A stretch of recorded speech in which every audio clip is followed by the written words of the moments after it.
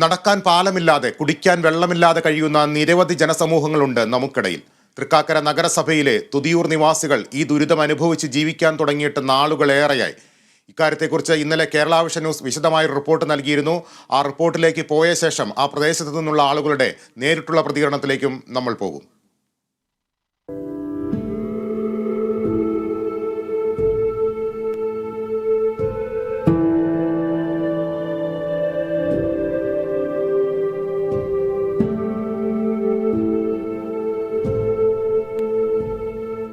എല്ലാവരും ഉപയോഗിച്ചുകൊണ്ടിരുന്നൊരു പാലമായിരുന്നു ഇത്. പെട്ടെന്ന് വന്നിട്ട് ഒരു ദിവസം പൊളിക്കുകയുണ്ടായി. പൊളിച്ച് ഏകദേശം പണി തുടങ്ങി, പക്ഷെ അത് പെട്ടെന്ന് തന്നെ നിർത്തിവെച്ചു പണി. ഇപ്പൊ ചുറ്റിക്കറങ്ങി വേറൊരു റോട്ടിൽ കൂടിയാണ് പോകേണ്ടത്.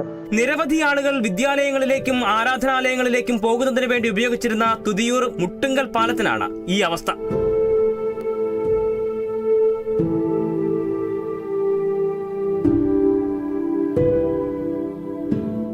പാലം പൊളിക്കുന്നതിനിടയിൽ കുടിവെള്ള പൈപ്പും തകരാറിലായി. പൊട്ടിയ പൈപ്പിൽ മലിനജലം കയറിയതോടെ കുടിവെള്ള പ്രശ്നവും രൂക്ഷമായി.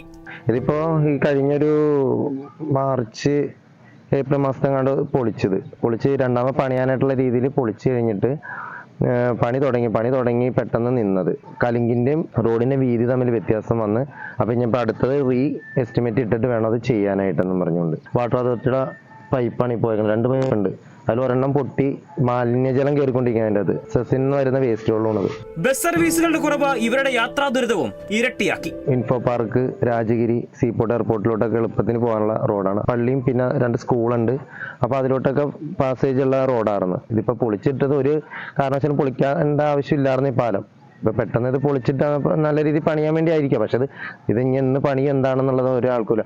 ഒരുപാട് ആൾക്കാർക്ക് ബുദ്ധിമുട്ടാണിത്. പദ്ധതികൾ പ്രഖ്യാപിക്കപ്പെടുന്നുണ്ട്, പക്ഷേ അതൊന്നും കൃത്യമായി നടപ്പിലാക്കപ്പെടുന്നില്ല എന്നതാണ് ഒരു സമൂഹത്തിന്റെ ദുരിത ജീവിതത്തിന് കാരണം. കക്ഷി രാഷ്ട്രീയത്തിനപ്പുറം ജനക്ഷേമത്തിന് അധികാരികൾ ആദ്യ പരിഗണന നൽകണമെന്നതാണ് പറഞ്ഞു വെക്കാനുള്ളത്.